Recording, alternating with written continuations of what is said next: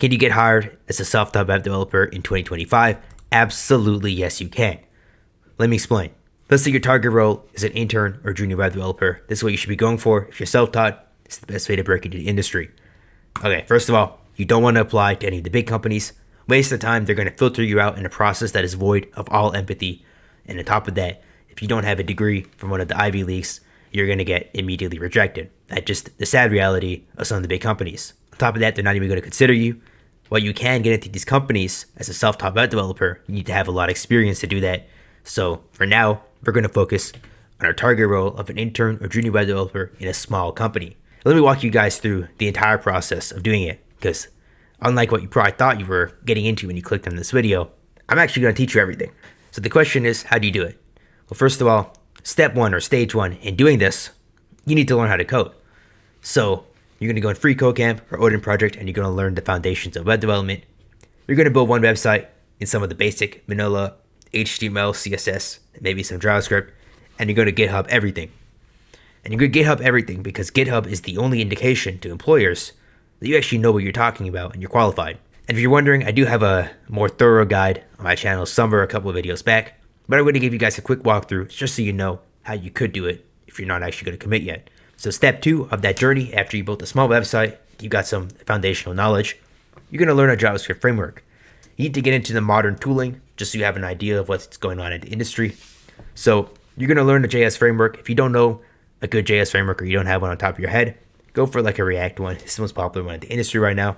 You're going to build one website in React or whatever framework you pick. It could be Vue, it could be Svelte. By the way, I don't know why people don't just use the docs to learn frameworks. They have really good tutorials. In fact, I'd argue it's probably better than any YouTube video, course, or guide out there. So make sure you're using these to learn the framework, build a website, fit that framework. Make sure you GitHub and Vercel your site so that employers can check it out and see that you actually know what you're doing.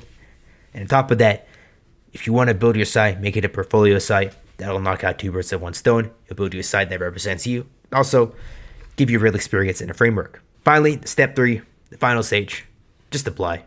I know what you're thinking. You probably don't think you're qualified enough. I assure you, you are qualified. It's really not as bad as you think it is. A lot of the intern level junior web development roles for small companies are really simple stuff like block building. Or if you do build a website, they don't have really high expectations. They don't know what or how coding works to begin with. So if you create some mediocre website, they'll praise you to high heavens for it. You'll be fine. So just start applying. If you want to learn backend, you want to be like a full stack developer, this is a great time to learn on the side, but your priority should be to apply. By the way, there are some things to watch out for. At this stage, you have to remember you have no degree, you have no experience, so that means you have no proof that you know what you're doing. A lot of employers who are hiring you will just be taking you off for your word or for trust, so you need to have something to prove. That's why we said to GitHub everything. Have a couple projects maybe, but 2 should be enough to get into the door. If you need to, you can promise, hey, I'll build the site for you for free. Just let me prove that I'm worth it. And then maybe they'll take mercy on you or consider you. I'm telling you, it's going to be a little harder if you had no degree, but there are ways around it. It's not impossible. Hundreds of thousands of developers have done it before. On top of that, one of the things you'll have to know is that rejections are very common. Please, guys, please expect to get rejected. If you go into it expecting to get hired on your first ever talk with someone and you get bummed out when they say no, you're doing it wrong. It's a numbers game. You have to expect to get rejected by nearly everyone. When you go in, you're expecting to get rejected. When they reject you, you walk away, you go on to the next person like it's nothing. If you guys have that mindset, you'll be fine. One more thing to note, imposter syndrome is very, very real. I'm telling you, you think you don't have imposter syndrome, and you do. It is a very real thing. Many people have it without even realizing. They think, oh, I don't have imposter syndrome, I'm fine. And then they go and act like they have imposter syndrome by creating another project because they don't think they're ready enough. I'm telling you, you are ready to apply if you got into stage 2. You can just apply. Apply. It's a numbers game. Just apply. I promise you. Just apply. Take my word and apply.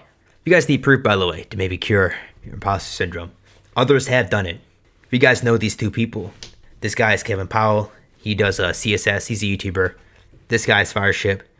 I think everyone knows who Fireship is. If you don't, I think he's like the biggest tech guy on YouTube right now. Both of these guys are self-taught. They both came from origins without a CS degree or bootcamp.